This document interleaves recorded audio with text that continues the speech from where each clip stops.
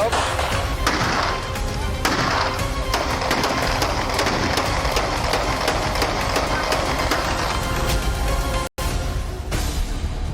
Mafia Atiq की तस्वीर वाला ये पोस्टर देख रहे हैं आप। इसमें लिखा है, रात कितनी भी काली हो सवेरा जरूर होता है।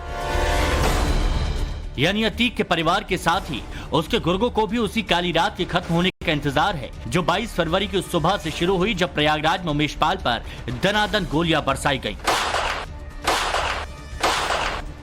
देखते ही देखते 3 लाशें जमीन पर गिर गईं। कातिलों का मकसद यही था कि एक बार फिर माफिया अतीक का खौफ लोगों के सिर चढ़कर बोलेगा, लेकिन योगीराज में हुआ ठीक इसके उल्टा। कानून व्यवस्था के लिए तो कहना ही क्या है। जो लोग पहले उत्तर प्रदेश की कानून व्यवस्था को दता बताते थे, आज आप देख रहे होंगे उनके सामने स्वयं के जान के लाले पड़ रहे हैं। जब कोर्ट उन्हें सजा सुनाती है तो उनकी पैंटें भी गीली होती हुई देखती है। जनता देखती है कि कैसे माफिया पहले जनता को तबाह करते थे, उद्योगपतियों को धमकी भेजते थे, व्यापारियों का अपहरण करते थे, और आज उनकी सब सिट्टी पिट्टी गुम है।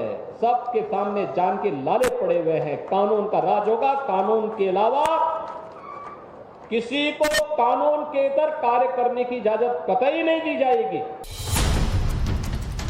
आज अतीक के पूरे परिवार की क्राइम कुंडली खंगाली जा रही है, जिसमें बहुत से राज सामने आ रहे हैं और उन्हीं में से एक है लंबी काली रात के बाद उस सुबह का इंतजार, जिसकी तमन्ना अतीक का पूरा परिवार बेसब्री से कर रहा है। लेकिन योगी कह चुके हैं कि गुनाहों से घिरी इस स्याह रात की सुबह किसी भी कीमत पर मुमकिन नहीं। योगी की पुलिस के एक्शन में ये सब कुछ नजर भी आ गया है। उमेश पाल हत्याकांड में अब माफिया अतीक के बेटे असद के साथ ही अली को भी आरोपित बनाया गया है। साथ ही अतीक की बहन आयशा नूरी भी आरोपियों की लिस्ट में आ चुकी है। शूटरों को फरार कराने में आयशा नूरी की भूमिका सामने आई है। इसके अलावा पूरे हत्याकांड के मास्टरमाइंड अतीक की बीवी शाइस्ता परवीन पर इनाम की राशि 25,000 से बढ़ाकर 50,000 कर दी गई। यानी एक्शन चारों तरफ से हो रहा है, क्योंकि मुकाबला माफिया अतीक के अपराध की 43 साल पुरानी सल्तनत और उनके उन रक्त बीजों से है, जिन्हें खुद इस अपराधी ने तैयार किया है। रक्तबीज राक्षस की कहानी आप में से बहुतों को पता होगी। रक्तबीज वो राक्षस था जिसके रक्त की बूंद जहां गिरती थी वहीं पर दूसरा दानव पैदा हो जाता था। इस राक्षस का संहार महाकाली ने किया था। अतीक की कहानी में रक्तबीज का जिक्र हम इसलिए कर रहे हैं क्योंकि अतीक ने खुद को अपराध की दुनिया में वर्चस्व बनाया ही अपने बेटों को भी बगैर किसी हिचक के बचपन से ही अपराध और गुंडई के रास्ते पर चलने का रास्ता दिखाया। नतीजा ये है कि अतीक के 2 बेटे अभी जेल में हैं और एक बेटा असद फरारी काट रहा है। 100 से ज्यादा आपराधिक मुकदमे वाले माफिया अतीक की कहानी से तो आप अच्छी तरह वाकिफ होंगे, लेकिन आज हम अतीक के उन बेटों की क्राइम कुंडली खोलेंगे जो अपने पिता को रोल मॉडल मानते हैं। माफिया अतीक के 5 बेटे हैं।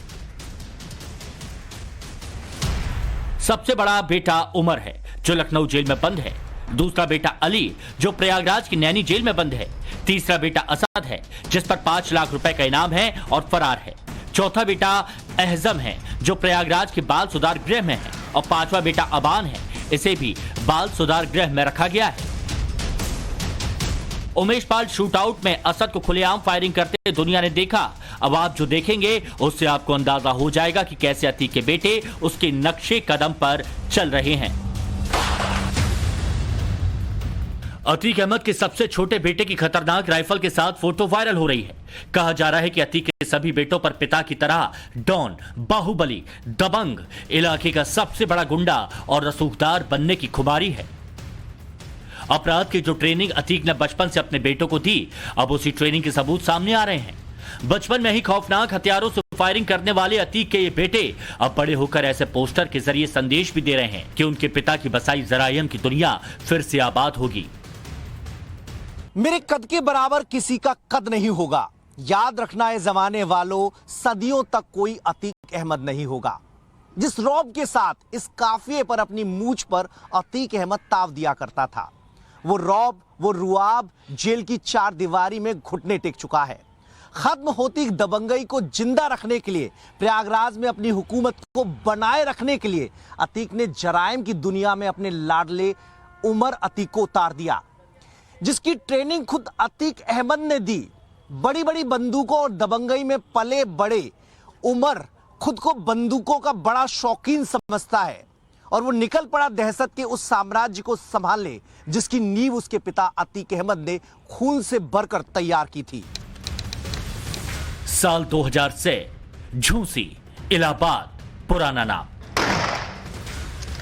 गोलियां, फायरिंग और खतरनाक हथियार अतीक एंड सन्स के लिए कैसे कोई नई चीज नहीं है, उसे समझने के लिए 150 सेकंड का ये वीडियो देखिए, जिसमें 150 सेकंड में करीब 150 राउंड फायरिंग की जा रही है।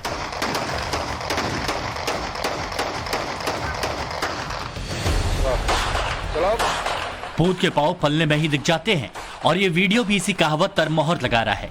इस वीडियो में आप सिर्फ दो चेहरे को देखिए, एक है बरेली जेल में बंद माफिया अतीक का भाई अशरफ और दूसरा है अतीक अहमद का बेटा अली, जो 7 साल पहले नाबालिग था।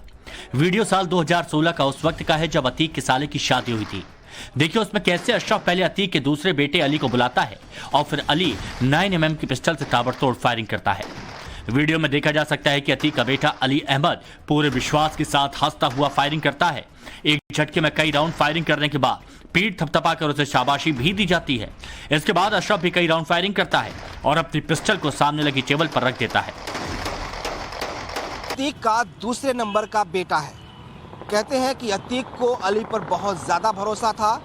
2 वजह थी, एक तो अली पढ़ाई में भी टॉपर था, वो प्रयागराज के सेंट जोसेफ स्कूल में पढ़ता था। इसके साथ ही उसकी निशानेबाजी भी बहुत शार्प थी। शायद यही वजह है कि तमाम रंगदारी के जो धंधे थे वो अली ही संभालता था। उसने खुद अपने रिश्तेदार से 5 करोड़ की रंगदारी मांगी थी। जिशान ने आरोप लगाया, FIR दर्ज हुई और उसी मामले में उसने 2021 में कोर्ट के सामने सरेंडर किया। इसके बाद से वो लगातार नैनी जेल में बंद है। बताया जाता है कि अतीक का दूसरा बेटा अली अपने चाचा अशरफ का करीबी है और उस पर 1 करोड़ की रंगदारी के मामले में करेली थाना क्षेत्र में मुकदमा दर्ज हुआ था और उसने हाल ही में सरेंडर किया था। अब साल 2016 की उसी शादी का एक और वीडियो, इसमें अतीक भी मौजूद है और अतीक की मौजूदगी में देखिए छोटा बच्चा आता है और धुआंधार फायरिंग कर देता है। जिस वक्त असद ने फायरिंग की थी उस वक्त उसकी उम्र महज 12 साल थी, लेकिन तस्वीरें देखकर साफ समझा जा सकता है कि उस उम्र में भी उस पर कैसे पिता की तरह ही दबंग बनने की सनक छाई हुई थी। हालांकि अली और असद की फायरिंग की ये तस्वीरें जब लोगों के सामने आई तो अतीक ने इसे खिलौना बताकर बात को टालने की कोशिश की थी। नहीं, वो देखिए शादी वादी में बच्चों खिलौने हैं आजकल, अब बच्चे जो है खिलौने में आजकल ये माउजर और ये वो कुछ भी इस्तेमाल करने लगते हैं अपने मामा की शादी की खुशी में। तो वो कुछ अब खिलौने भी ऐसे आ गए हैं जो लगते हैं बिल्कुल ओरिजिनल, तो चला रहा।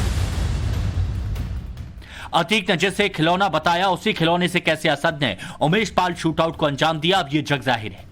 दरअसल कहा यह जा रहा है कि असद को इस शूटआउट में गाड़ी से बाहर नहीं आना था, लेकिन पिता के रसूख पर भरोसा उसे रोक न पाया।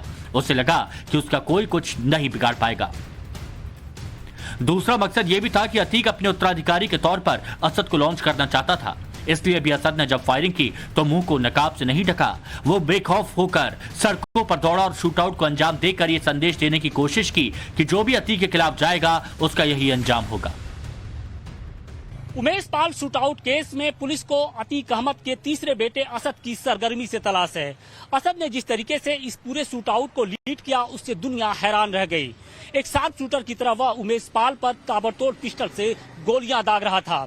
बताया यह जा रहा है कि असद का भले ही पहली बार किसी वारदात में नाम सामने आया हो, लेकिन उसका अपराध से रिश्ता काफी पुराना है। बचपन से ही वो आपराधिक प्रवृत्ति का बताया जा रहा है और यही नहीं, स्कूल में पढ़ाई के दिनों में भी वो छात्रों से दबंगई करता था। खौफ और रसूख इसका इतना बड़ा था कि स्कूल के टीचर भी उससे एक तरीके से डरते थे। यही नहीं, जो बड़ी कक्षाओं के जो छात्र हैं वो भी अपने मसलों को सुलझाने के लिए असद के पास जाते थे। तो आप समझ सकते हैं कि असद का जो रसूख था, जो खौफ था, किस कदर स्कूल के छात्रों के सिर चढ़कर बोलता था। यानी जो छात्र थे वो वो असद से डरते थे। बताया यह जा रहा है कि जो असद था वो अपने चाचा अशरफ के काफी करीब था और अशरफ की ही सरपरस्ती में उसने अपराध का ककहरा सीखा था। यह भी बताया जा रहा है कि उमेश पाल की हत्या के कुछ दिन पहले ही वो बरेली जेल पहुंचा था और अपने चाचा से मिला था और इस दौरान शूट आउट में शामिल जो शूटर थे वो भी उस मुलाकात के दौरान मौजूद थे।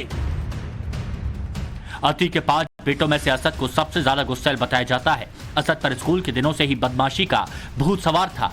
अतीक की तरह काले कपड़े पहनना, स्कूल में महंगी बड़ी गाड़ियों से जाना, स्कूल के साथी बच्चों पर रौब झाड़ना, असद का शुरू से ही यही शक्ल रहा है।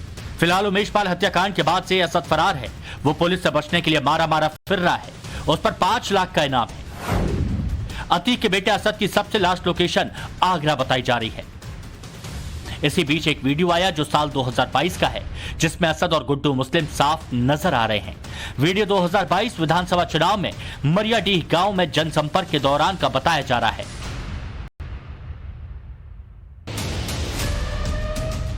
सोचिए, जिस घर परिवार में बाप, चाचा माफिया डॉन हो, मां या फिर पत्नी तिहरे हत्याकांड के मास्टरमाइंड हो, 50,000 की इनामी हो, जिस घर के 2 बेटे जेल में हो, एक बेटे के सर पर 5 लाख का इनाम हो, उस कुनबे और खानदान के नाम से आम लोगों और शरीफों की रूह किस कदर कांपती होगी।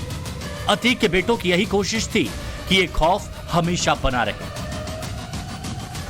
हत्या के मामले हैं, एक्सटॉर्शन के मामले हैं, तमाम ऐसे मामले हैं, ज़्यादातर जो है गंभीर मामले हैं। 120B के मामले हैं जो प्रत्यक्ष तौर पर तो शामिल नहीं रहे हैं, लेकिन उनकी साजिश षड्यंत्र से वो मामले होते रहे हैं।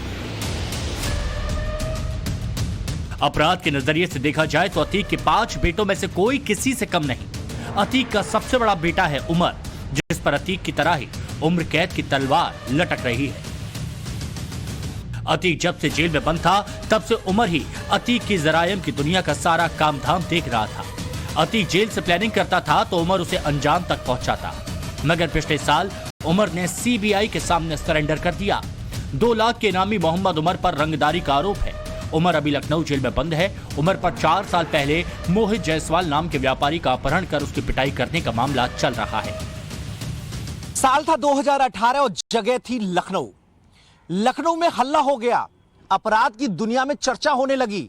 लखनऊ से एक नए लड़के ने एक कारोबारी को अगवा किया और उसे देवरिया जेल ले जाकर पहुंचा, जहां पर अतीक अहमद की मौजूदगी में उस कारोबारी से न केवल रंगदारी की मांग की गई बल्कि उसे मारा पीटा गया। उससे जबरन सादे कागज पर साइन कराए गए। वो लड़का कोई और नहीं था, वो लड़का था अतीक अहमद का बड़ा बेटा उमर अतीक अहमद। अतीक अहमद की आंखों में एक सपना पलने लगा था। सपना था उमर अतीक अहमद को सियासत में ले जाने का। अतीक अहमद अपने इस लाडले बेटे को सियासी उत्तराधिकारी बनाना चाहता था। दिल्ली से लॉ ग्रेजुएट उमर पढ़ने लिखने में शुरू से ही तेज रहा है। अपने पिता के नक्शे कदम पर चलते हुए जब जब अतीक अहमद जेल गया, उमर अतीक अहमद ने उसके चुनाव की बागडोर संभाली। योगी राज में एक्शन होने पर जो उमर घर की महिलाओं को फंसाने का आरोप लगा रहा है, साल 2018 में उसने लखनऊ में ऐसे अपहरण कांड को अंजाम दिया था जिसे आप दुस्साहस का चरम कह सकते हैं। 29 दिसंबर 2018 को लखनऊ में मोहित जायसवाल नाम के एक व्यापारी का अपहरण हो गया था। अतीक के बेटे उमर ने मोहित का अपहरण करवाया था। अपहरण के बाद मोहित को देवरिया जेल ले जाया गया। देवरिया जेल में मोहित को रॉड से मार मार कर बेहोश कर दिया गया। इसके बाद मोहित जायसवाल से 45 करोड़ की प्रॉपर्टी के कागजातों पर जबरन दस्तखत कराए गए। जेल में ही अतीक के सामने उसे बेतहाशा पीटा गया। अतीक के गुर्गों ने उसकी SUV भी लूट ली। कोई दूसरी सरकार रही होती तो शायद मामले की लीपापोती भी हो जाती, लेकिन योगी ने इस पर सख्त एक्शन लिया। अतीक को देवरिया से साबरमती जेल भेज दिया गया और उमर पर केस दर्ज कर लिया गया। 2019 में मामले की जांच CBI को सौंपी गई और अब जाकर उमर के गुनाहों का हिसाब किया जा रहा है। उमर अतीक अहमद पर मोहित जायसवाल मामले में कोर्ट ने आरोप तय कर दिए हैं। अब यह मुकदमा ट्रायल पर आ गया है। अपराध में कदम रखने की शुरुआत उमर अतीक अहमद की मोहित जायसवाल मामले से हुई। 2018 में जब FIR दर्ज हुई तो उमर फरार हो गया। 2 लाख का इनाम उस पर घोषित किया गया, लेकिन पुलिस खोजती रही, STF खोजती रही, उमर अतीक अहमद का कहीं पता नहीं चला। और इस मामले में मदद की अतीक अहमद के सरेंडर नेक्सस ने।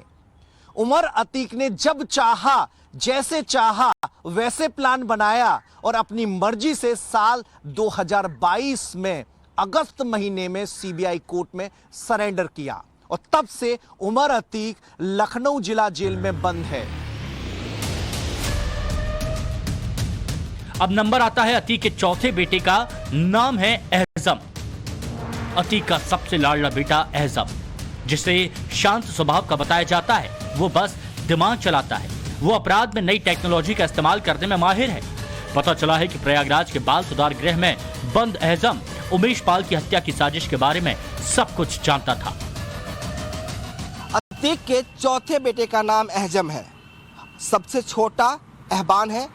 बताया जाता है कि ये दोनों नाबालिग हैं। इस वारदात के बाद ये दोनों भी चर्चाओं में आए। पुलिस ने दावा किया कि उन दोनों को करेली के इसी इलाके में घूमता हुआ पाया गया, लिहाजा उन्हें एक बाल गृह में सुरक्षित रख दिया गया है। इसके बाद शाइस्ता परवीन कोर्ट पहुंची। कोर्ट में बताया पुलिस ने कि उन्हें बाल संरक्षण गृह में रखा गया है। इसके बाद शाइस्ता का वकील उस बाल संरक्षण गृह में पहुंचा। दोनों बच्चे वहां नहीं मिले, लिहाजा शाइस्ता दोबारा कोर्ट पहुंची और फिर पुलिस ने उन्हें बताया कि उन दोनों बच्चों को इसी राजरूपुर के बाल गृह में रखा गया है। ये दोनों बच्चे शाइस्ता परवीन के बहुत प्यारे हैं। कहते हैं कि शाइस्ता इन दोनों बच्चों को खुद ही तालीम देती थी।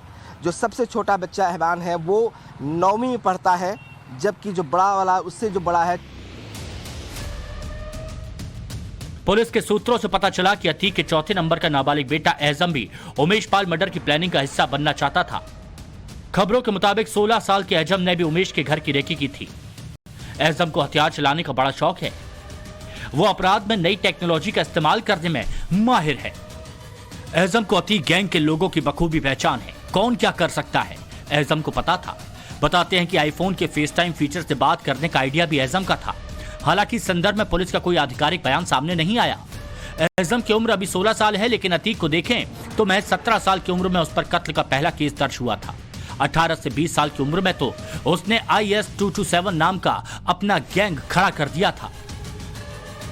आज अतीक के गैंग में 40 के करीब शूटर हैं, जिसमें असद, उमर और अली जैसे उसके बेटे शामिल हैं।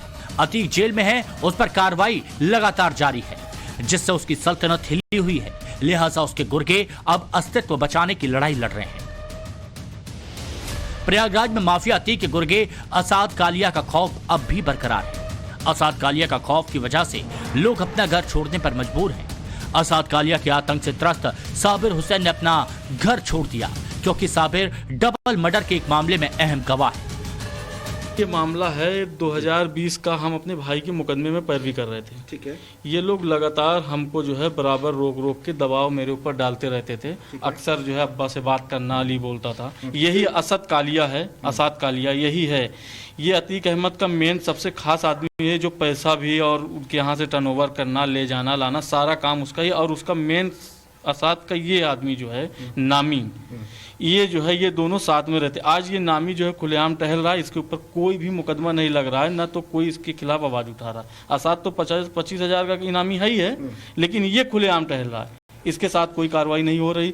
आप देख रहे हैं, ये मेरे घर पे इन्होंने राइफल से गोली चलाई, पिस्टल से चलाई, आज तक इनके खिलाफ कोई कार्रवाई नहीं। 2020 का मामला है ये। इसमें अतीक का बेटा भी था, बताया आपने? हाँ, इसमें अतीक का बेटा वो गाड़ी के अंदर बैठा हुआ है, उतरा नहीं। अच्छा। हाँ, असद के उतरने के बाद वो उतरा नहीं है, उसी में बैठा हुआ है।